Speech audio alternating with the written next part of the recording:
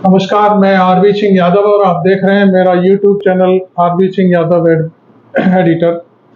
आज एक बार फिर हम दयालबाग को लेकर के आपके सामने हाजिर हैं और आज इलाहाबाद हाई कोर्ट में दयालबाग के पक्ष में निर्णय हुआ है। उस पर मैं समझता हूं, मैं अपनी तरफ से सिर्फ ये कहूँगा कि मीडिया, जो आगरा का मीडिया था और नेशनल स्तर का जो मीडिया था जिसने दयालबाग को खलनायक बनाने की कोशिश की थी, उसके मुंह पर कालिख उठ गई है। बाकी बातें आज क्या निर्णय हुआ है, इस सब के लिए मेरे साथ हैं राधा स्वामी सत्संग सभा से जुड़ी हुई सुरेखा यादव एडवोकेट, और वो अपने जो इलाहाबाद हाई कोर्ट की जो हमारी टीम है, इनकी जो रिट लेकर के गई थी उज्ज्वल सत्संगी के माध्यम से, उनके हवाले से मुझे अपनी सारी प्रक्रिया बताएंगी कि आज इलाहाबाद हाई कोर्ट में क्या हुआ। थैंक यू सुरेखा जी, आपका स्वागत है मेरे चैनल पर। आप बताइए कि आज इलाहाबाद हाई कोर्ट में क्या हुआ। नमस्कार। आज हमारा मन भी राधा स्वामी कहने का कर रहा है, क्योंकि इस शब्द में, इस बात में जो सच्चाई है उसकी हमें भी आज जो है अनुभव हो चुका है। क्योंकि जो कार्य पुलिस प्रशासन द्वारा अवैध कार्रवाई, अत्याचार छोटे छोटे बच्चों पे, महिलाओं पे किया गया, हम पहले भी इस चीज को क्लियर कर चुके हैं कि ऐसा हमने अपनी जिंदगी में कभी नहीं देखा। हम भी राजनीति से जुड़े रहे, हमारे गुरु माननीय मुलायम सिंह यादव जी रहे जो अब इस दुनिया में नहीं है। वो किसानों के मसीहा थे और वो चीजें हमने अपनी जिंदगी में देखी हैं और उस सच्चाई से हम हमेशा आगे जो सीखा है उससे आगे बढ़ते रहे हैं। और ठीक यही सच्चाई चौधरी साहब भी थे आपके तो? चौधरी चरण सिंह तो और पहले थे।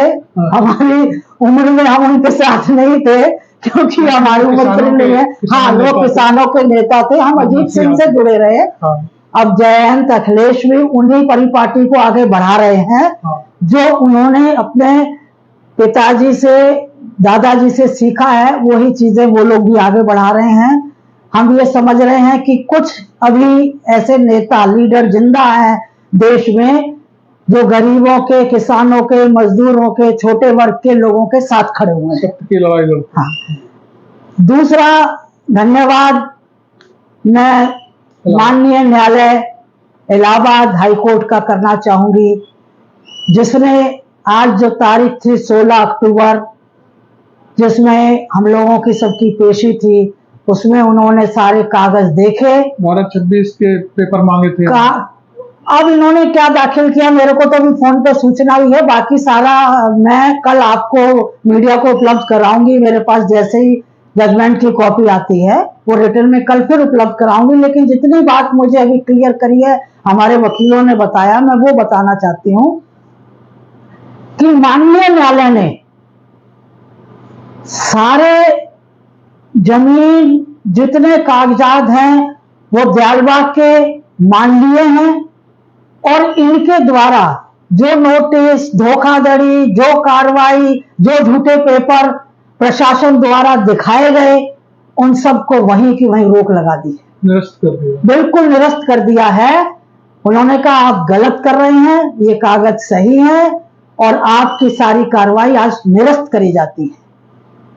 माननीय न्यायालय का हम तहे दिल से शुक्रगुजार हैं।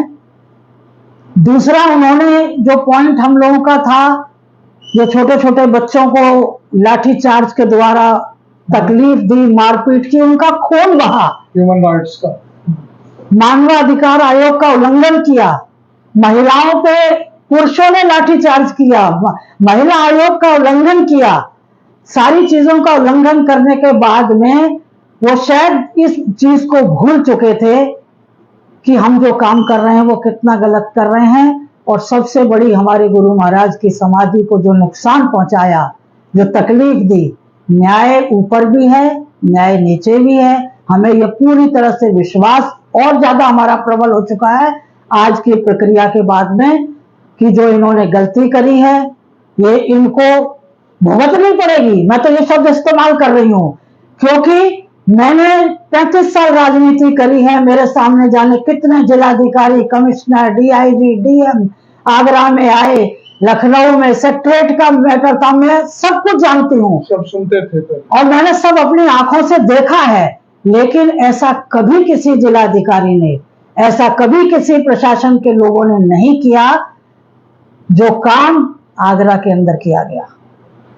दुर्भाग्य है छोटे छोटे लोग जिन्हों अपने आप को लेखपाल कहते हैं, जिनको किसानों की मदद करनी चाहिए, न्याय करनी चाहिए, पैसे में बिक के और उल्टे सीधे काम कर रहे हैं।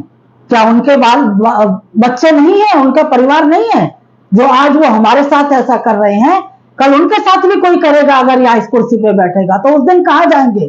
तब वो भी न्यायालय की गुहार में ही जाएंगे। तब देखिए उनको न्यायालय कितना सुनता है। तो आज तो मुझे ज्यादा शब्दों में मैं अपनी बात नहीं कहूंगी। मैं बहुत खुशी महसूस कर रही हूँ, सारा दयालबाग खुशी महसूस कर रहा है, और दोबारा से मैं माननीय न्यायालय का शुक्रिया अदा करूंगी। और आगे जो हमें गाइडेंस न्यायालय द्वारा दी गई है कि बाकी के सारे फाइलों को हम लोग मानवाधिकार आयोग में रखेंगे, वहां भी हमें पूरी उम्मीद है न्याय मिलेगा, क्योंकि हमारे पास जो बीता है, देखा है, प्रूफ है, सारे वीडियोग्राफी है, फोटोग्राफी है। टाइम पे मैं खुद वहां मौजूद थी, लाठीचार्ज की, पथराव की, जो पुलिस ने प्रशासन के बहकावे में आके किया है, या मुझे नहीं मालूम क्या कारण था। और रही मीडिया की बात, तो पहले दिन 10 तारीख को एक आदेश हुआ कोर्ट ऑफ कंटेम्प्ट का कि इन्होंने जो है कोर्ट ऑफ कंटेम्प्ट किया, जहां स्टे था वहां तोड़फोड़ की कार्रवाई पुलिस प्रशासन ने करी।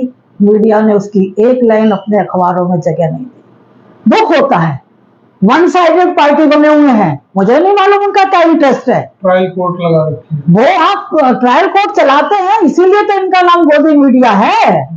गोदी मीडिया है, जो सच्चाई है, देश में जो हो रहा है, प्रदेश में जो हो रहा है, जो जिलों में हो रहा है, जो गांवों में हो रहा है, उसको ये दिखाना ही नहीं चाहते हैं, क्योंकि इन्होंने फैसला कर दिया है कि हम ही सुप्रीम पावर है। पर वो गलत फहमी में ना रहें, सुप्रीम पावर जो होती है वही सुप्रीम पावर होती है। धन्यवाद। थैंक यू सुरेखा जी, आपने बड़ा अच्छे से अपनी बात कही। और मैं आपको एक बार फिर ये बात क्लियर कर दूं कि इलाहाबाद हाई कोर्ट में आज सुनवाई थी और उसमें फाइल तलब की गई। धारा 26 की कार्रवाई शायद प्रशासन की तरफ से पुटअप की गई थी, उसको पूरी जो प्रक्रिया थी उसको खारिज कर दिया है और दयालबाग के हित में बहुत बड़ा फैसला आया है।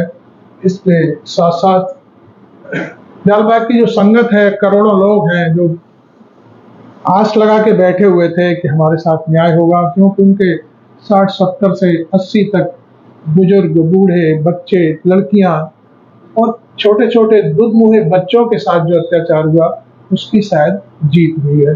थैंक यू सुरेखा जी, आपने मेरे साथ अपना वक्त निकाल करके बात की। आपका एक बार फिर से तहे दिल से मेरा शुक्राना।